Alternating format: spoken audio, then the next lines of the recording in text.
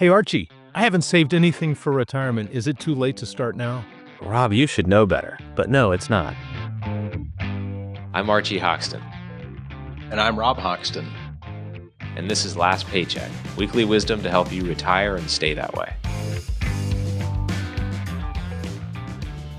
Welcome back to the Last Paycheck Podcast, brought to you by Hoxton Planning and Management. We're your hosts, CFP professionals, Archie Hoxton and Rob Hoxton. And today, we're going to talk about 4 things that you can do to supercharge your retirement at the end of your career. If you're doing some last minute planning, maybe you're 3, 4, 5 years out from retirement, what can you do to supercharge it and make sure that you make the best of these last years of income? Yeah, in all the years that I've been doing this, it seems like every year there are a handful of people that reach out to us and they're like, I need to start planning for retirement. And of course, they're 60 or 61 years old. That's not ideal. But if you are close to retirement and you haven't really done much in the way of planning, don't be so discouraged that you don't do something. Yeah. Something is better than nothing, and a little bit of time is better than no time. Absolutely. Because hopefully you're going to live in retirement for 20, 30, maybe more years. Right. Than that. So in many cases, as long as you worked. Right. And it's definitely possible, particularly if you've done something, but maybe you've sort of accidentally been stumbling your way through saving and, you always got your match and that sort of thing. You've got Social Security, hopefully, not in every case, but. And then maybe it just hit you all of a sudden that, whoa, that's 5 years out. And I haven't really taken this super seriously. I need to figure out what I can do.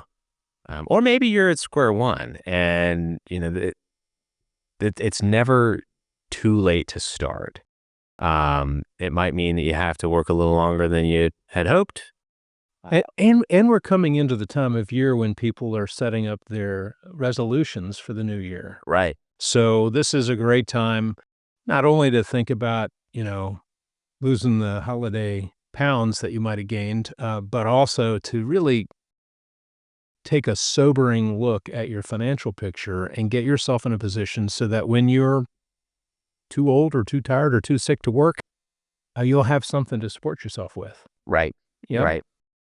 Yeah. I mean, and if you're scrambling and if you're feeling worried about it, you've got this 5, 3, 4, 5, however many years, maybe it's longer, to really push yourself and get yourself set up for a comfortable retirement.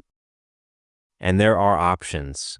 The government allows for certain breaks for people who are trying to catch up, if you will. And they call them catch-up contributions. And it's for IRAs and 401ks. So maybe that's where we should start. Yeah, and there's a lot of change happening next year in that area, those catch-up contributions. So yeah, let's talk about that. So the number one thing that you can do is to try to maximize the amount that you're saving. Yeah. In tax-favored retirement accounts, whether it be your plan at work or maybe it's your IRA or Roth IRA individual retirement accounts. But it's time to get really serious about it. And it might mean tightening the belt in some other areas and just getting real. I mean, being really honest with yourself. Mm-hmm. Yeah. Oh, for sure. And looking at the tools you have. I mean, if you have 401k or a 403b, there are other plans that are similar. That's maybe the best tool you've got in your toolkit because, for a couple reasons, you can contribute quite a bit pre-tax, which means you're getting more money and you don't have to pay tax on those dollars on the way in. And when you're close to retirement, the most important thing is how do I get as much money put away as possible? And so that's one way you're saving dollars, and the limit that you can contribute is much higher in a 401k or a 403b or a similar plan. In fact, for next year, 2025, it's going to be $23,500. This year it's $23,000 though, right? Right. So 2024, when we say this year, we're still in 2024. Yeah. But in 2025, it goes up by $500, right? Right. Right. So that's the base. Anybody can contribute if you're eligible in that plan. Anybody can contribute that $23,500 up to that amount. Yeah. Mhm. And it can be, some of it can be pre-tax, some of it can be Roth, which we're going to touch on in a little bit as well. Right. And that's, a whole other question. Which one of those to do? We've done some episodes on the pre-tax and Roth. Some plans don't allow for it, others do, but the point is you've got this awesome tool where you can put over $23,000 next year away for retirement just in your 401k. Archie, what if you're a little closer to the end of your career? Let's say you're within 10 or 15 years of normal retirement age. Tell us a little bit about the catch-up provision. Yeah, so that's what we were talking about earlier. If you're trying to get caught up and catch up on your retirement, the government allows you to contribute additional funds. Now, if we're talking about 401k, that's another $7,500. That's this year, and that's the same for next year as well. So another $7,500, bringing you to a total of, for 2024, $30,500, and for 2025, $31,000. So if you're getting close, and you got to be at least 50 to do this, if you're getting close, you've got some extra room to pack it away.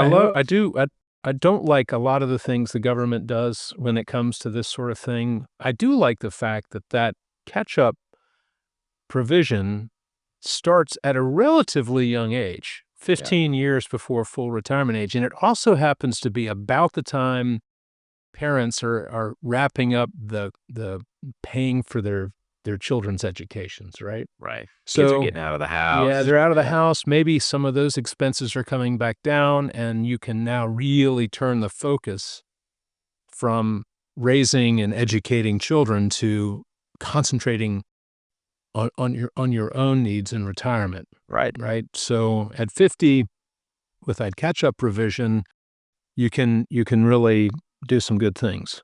Yeah, you can supercharge it and give yourself a lot of extra leeway. Now, you did say that these limits, these maximum limits, are going up next year, but there's also something else that's pretty cool about the Secure 2.0 Right. Tax Act. Mm-hmm. So there's, and it kind of further complicates things, and that's some of the recent tax laws and laws that have affected the retirement planning landscape have in a lot of ways overcomplicated things. Of course, we like that as financial planners because it gives us a reason to exist, right? We can help people understand complicated things. Right. And it's more like a puzzle. Yeah. But it does also create some complexity that it's important to understand. So this adds an additional catch-up allowance, and it's been called the super catch-up, but it's for a short window. So you got to kind of think ahead and make sure you change your 401k elections, in a timely manner, because it's only a 4-year window. It starts the year you turn 60, and it goes from age 60 to 63. So you get 4 years to do this.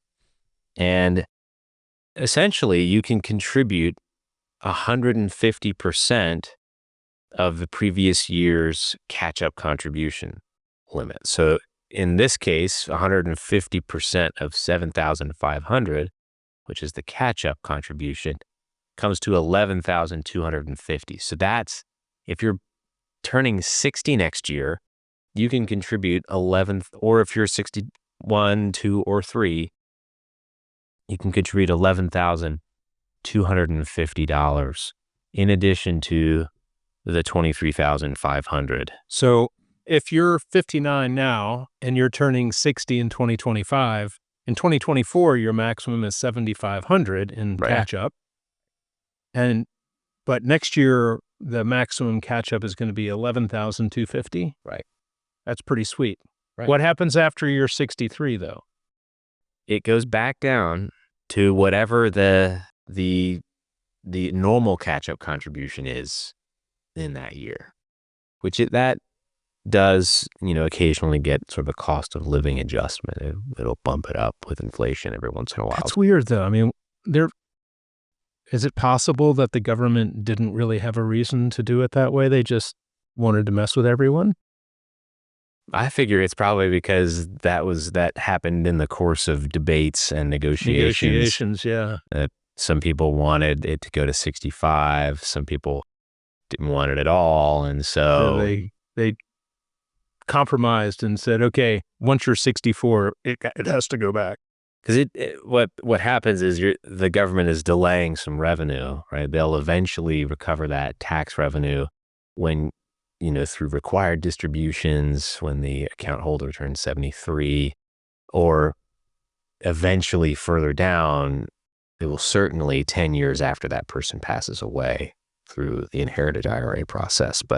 So Archie, second strategy for getting yourself in a good position or supercharging your retirement in those latter years of your career is sort of in a related area, right? And that is to have a diversification in the tax treatment of your various investment accounts, right? And savings accounts. So talk about that a little bit. So let's think of an example here. Say you've saved just in your 401k pre-tax money for your entire career, and you retire with $1 million in a 401k. Good problem to have. It means that you saved and were diligent and stuck with it. That's great. However, you've only got one type of tax account, and that's pre-tax, meaning that's one giant $1 million. So every dollar that comes out is taxed at your ordinary income tax rate. Right. Right. You don't have any tax-free money. Right. So and we've talked about this a lot in episodes of the show. So that's why you might want to have some money in Roth IRA or Roth 401k. Maybe some money in that awesome account called a health savings account, triple tax-free. Yeah. And even just taxable investments in savings. Yeah. So that you're only paying taxes on gains and interest as it's earned. Right.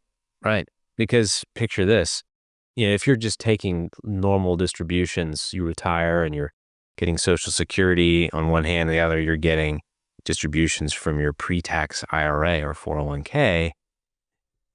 If that might be okay, it'll be a lot like when you were earning income from work. It's when you have the big expense, you need the new roof or a new car, that'll suddenly spike your income really high. So having that diversified set of accounts, and you can build that, especially if you've still got some time. Yeah, and the other thing that comes to mind is the way that your your Medicare premiums are determined. It's based on backward-looking taxable income. So if you can have the ability to manipulate the amount of taxable income that you have in any given year by drawing from a tax-favored account or a tax-deferred account or an after-tax account or a non-taxed account, then you have control. You have in your hands the tax lever and the ability to impact what you pay in Medicare premiums, which can be a big number. Yeah. I mean, you're in the driver's seat. What kind of tax do I want to pay and how much of it? Right. If you only have a pre-tax account, you lose that control and you only have one choice. Again, not a bad problem to have if you've saved really, really diligently, but just less flexibility. Another thing to consider is your asset allocation, right? So it's really easy to kind of put that on autopilot, whether you're using a target date fund or you're not really paying attention to how your savings are being invested for retirement, or to have a specific bias, right, of being too conservative or too aggressive, right? If you want to maximize your assets throughout your entire retirement, you need to be thinking well in advance of retirement of how you're investing, how much risk you're taking. It's interesting because as people get closer to retirement and they start to consider what it's going to be like when they get their last paycheck, they tend to get very sort of conservative and protective of the assets that they have, and in some cases are tempted to be way too conservative. Right. We're hopefully going to live in retirement for a long period of time, so we need at least a portion of the portfolio to have a growth focus, because that's the only part of the portfolio that will grow faster over time than inflation. Right. So yeah, it's true you want to have some liquidity in the portfolio, in your retirement portfolio, to cover some of those unforeseen expenses and short-term expenses in case there's a market correction. But you still have to have, at least for part of the portfolio, a growth focus. Yeah. There's another mindset that can be easy to fall into, which would be if you're feeling behind, to take too much risk leading up to retirement, to try to play catch up with risk. The problem is that you could kind of end up blowing up your plan if, we head into, a multi-year down market that starts when you were intending to retire. But if you're, if all your money's in the S&P 500, you might end up having to delay your retirement quite a bit just to allow your portfolio to recover to where it was before you planned on it. So it's important to look at that and give yourself a plan of how am I going to change my investment allocation as I approach retirement, and what's going to be kind of the comfortable retirement allocation that I'm going to start with. That key word that you just said is a plan. Yeah. So having a financial plan, that's really the fourth key strategy to supercharging your retirement in the years right before you actually retire, is to get a plan, have a plan, and consider what can happen that might be good and what can happen that might be bad. Yeah. Yeah. And be careful of planning just on heuristics and rules of thumb. There are rules of thumb that float around out there. 4% rule is a really common one that is a very useful rule. Be careful not to just build a plan around that. There's more to having a retirement plan than a withdrawal rate. And just be comprehensive with it and plan in advance as far as you can. And talk to a financial planner. If you're interested, I'd be happy to send anybody that asks for it in the comments section to send a copy of our book that talks about the 10 reasons why you need a financial planner, particularly as you approach retirement. So hit us up and I'll send you a copy of that, no charge. Yeah, awesome. Well, that's about all we have time for today. We hope this was helpful and gives you some action items if you're trying to play some catch up. But please remember to like, subscribe, hit the bell for notifications, leave us comments with questions or thoughts. Give us a call or a text, and we'll hope to see you next time. You've been watching Last Paycheck, weekly wisdom to help you retire and stay that way. If you like this show, be sure to hit like and subscribe. Last Paycheck is available anywhere you get your podcasts.